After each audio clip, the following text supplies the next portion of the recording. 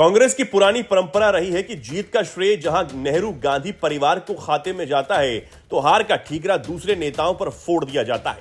इसी अघोषित किंतु स्थापित परिपाटी के अनुसार कांग्रेस अध्यक्ष मल्लिकार्जुन खड़गे ने हाल ही में कहा कि राज्यों के चुनाव परिणामों के लिए पार्टी के प्रभारी जिम्मेदार होंगे। कुछ दिन पहले ही गुजरात में राहुल गांधी ने अपनी पार्टी के नेताओं की भाजपा से मिलीभगत का आरोप भी लगाते हुए उन्हें कड़ी नसीहत दे डाली थी। राहुल ने ऐसे संदिग्ध नेताओं को बाहर का रास्ता दिखाने से परहेज न करने की बात भी कही। स्पष्ट है कि किसी भी संभावित हार की स्थिति में पार्टी ने अपना रुख पहले से ही तैयार कर लिया, जिसमें हार की आंच किसी भी तरह नेहरू गांधी परिवार पर नहीं पड़ने दी जाएगी। याद कीजिए कि 1962 में चीन से युद्ध हारने का जिम्मेदार तत्कालीन रक्षा मंत्री वीके कृष्ण मेनन और सैन्य नेतृत्व को बताया गया और नेहरू को उसकी तपिश से बचने का हर संभव प्रयास किया गया। इसके उलट 1971 में बांग्लादेश मुक्त संग्राम में विजय का पूरा श्रेय इंदिरा गांधी के खाते में गया। जब 2014 के लोकसभा चुनाव में कांग्रेस की ऐतिहासिक पराजय हुई, तो उपाध्यक्ष रहे राहुल गांधी ने इस्तीफे की पेशकश कर दी, जिसे एक स्वर से ठुकरा दिया गया। असल में जिस संगठन में जब बॉस इज ऑलवेज राइट का चलन होगा, तो उसकी चाल बिगड़ने से भला कौन रोक सकता है।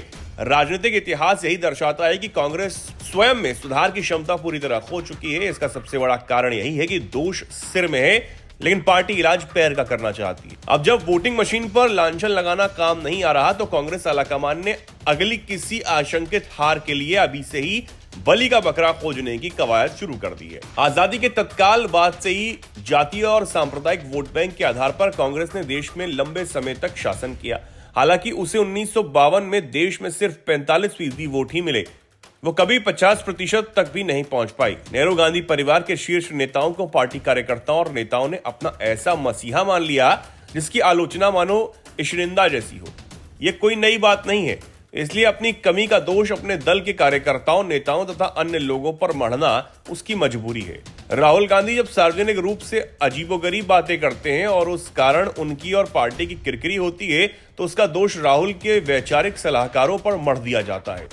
अंतर्राष्ट्रीय पत्रिका द इकोनॉमिस्ट ने 2012 में लिखा था कि राहुल गांधी दुविधाग्रस्त और अगंभीर नेता है। इसके बावजूद हर कोई राहुल गांधी को आगे बढ़ाने में लगा हुआ है। लगता है कांग्रेस ने अपनी स्थिति का आकलन करना भी बंद कर दिया, जो पार्टी के पतन का एक प्रमुख कारण बना हुआ है। एक समय देश के बड़े हिस्से पर शासन करने वाली कांग्रेस भ्रष्टाचार के आरोपों से अपनी साख खोती गई, लेकिन पार्टी ने कभी इसे गंभीरता से नहीं लिया। स्वतंत्रता के बाद से ही मुस्लिम तुष्टीकरण की नीति की समीक्षा करने का कोई प्रयास नहीं किया गया।